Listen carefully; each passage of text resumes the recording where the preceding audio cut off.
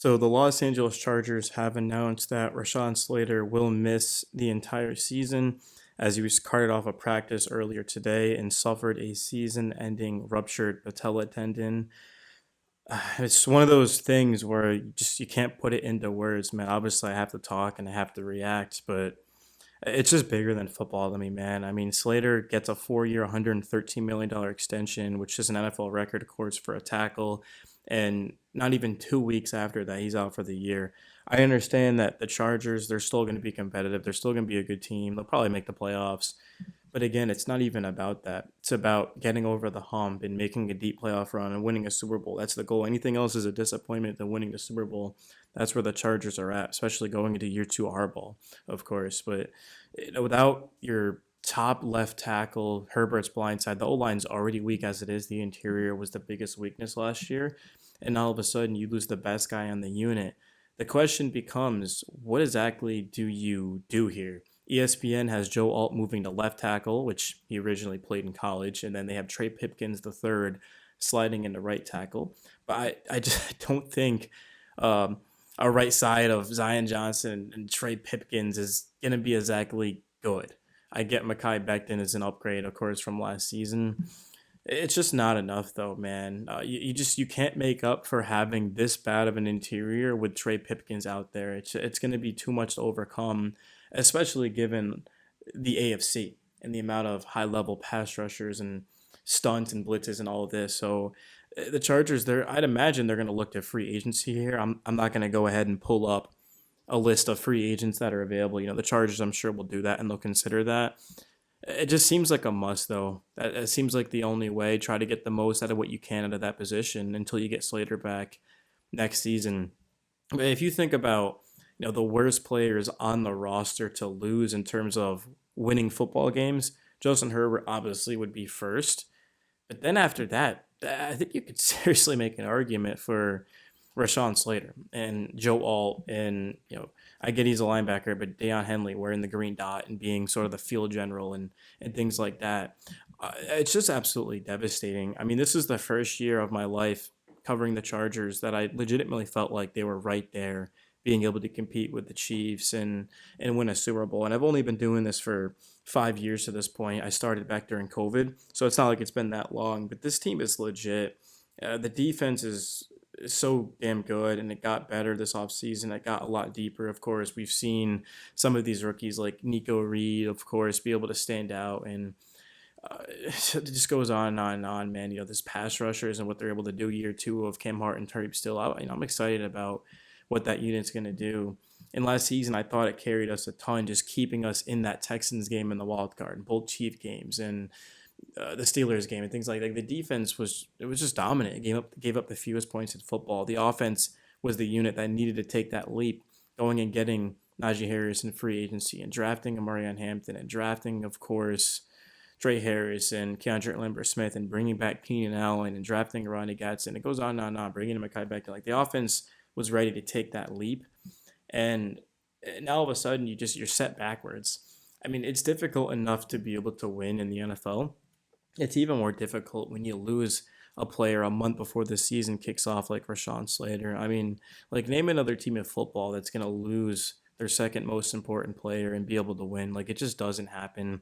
But hopefully the Chargers can rally around it and learn from it and grow and sort of do it for Slater because it's possible, right? It's definitely possible the Chargers can work their way around this and next man up. Let's say Trey Pipkins really does take his game to a different level, and Joe Alt holds it down at left tackle because he played there in college, and Joe Alt can play right or left tackle. He's that good. Joe Alt would play left tackle for a lot of teams in the NFL, the majority of teams, right? He was just drafted with a team that already had Rashawn Slater the year before, or whatever. So, in terms of what do the Chargers do from here? I mean, it's difficult for me to say as a spectator. I'm not on the team, right? I'm not on the field every single day. But my advice to them would be to just rally around it. And that's really all they can do because at the end of the day, they're still going to play the Chiefs, of course, in week one in Brazil, September 5th. Nothing's going to change. Just because Slater's out doesn't mean the season stops. You still got to play. You still got to compete. And I remember saying in my video earlier that if Slater was up for the season, it was going to be hard for me to make Charger videos, and I still stand on that. It doesn't really feel the same. I mean, it feels like this team's extremely handicapped. I mean, Charger fans know. That's why read the comments from our last video when I said that nobody's arguing it. The offensive line was flat out terrible, and that was with Rashawn Slater on it and Mekhi Becton. I don't think it's enough of an upgrade. Personally, as much as other Charger fan things, I don't think you can just slide in Becton between two bad linemen and expect them. Like Zion Johnson gave up the eighth most pressures. Bradley Bozeman gave up the third most pressures. Like you can't just insert Mekhi Becton and then all of a sudden those guys are going to be amazing. Like it's not how it works. So this O line, it just looks so bad on paper, man. I haven't been overly impressed with Zion or Bradley Bozeman in training camp. Trey Pipkins, I haven't really heard anything about him because he's working off with the second team, obviously. But he slides in here now, and if the Chargers don't make a move, they're in serious trouble. It's going to be too much of a liability out there for Herbert to have to deal with because he was constantly under pressure in that wildcard game against the Texans. And these guys we're talking about were a part of that starting unit. They were completely handicapped. They tried to do a Band-Aid type of fix, and it just didn't work. So it will be very interesting to see during the weekend what the Chargers decide to do at that position. I was already skeptical with the O-line. I think every other unit has been pretty good in training camp. I think the D-line has been fantastic. I've actually really liked what I've seen out of the linebackers. The secondary has been tight in coverage. It's matched up well with the receivers. The offense, Herbert obviously is a top 5 quarterback. Running back wise, phenomenal. Hassan Haskins is more of a special teams guy, but even all the way down to the back end, everyone's contributing. Kamani Vidal has some playmaking ability. He fell into the end zone. Of course, actually scored multiple touchdowns against the Lions in the Hall of Fame game. Ladd McConkey's breakout year probably upcoming. He's going to establish himself as a top receiver in football. Quentin John, like the receiver, it's not amazing. Don't get me wrong. But with Keenan Allen, it's certainly good enough. Ladd McConkey makes up for a lot of it, and I think Harris and Lambert Smith are going to develop very nicely. Rondé Gadsden, currently listed as the third string tight end.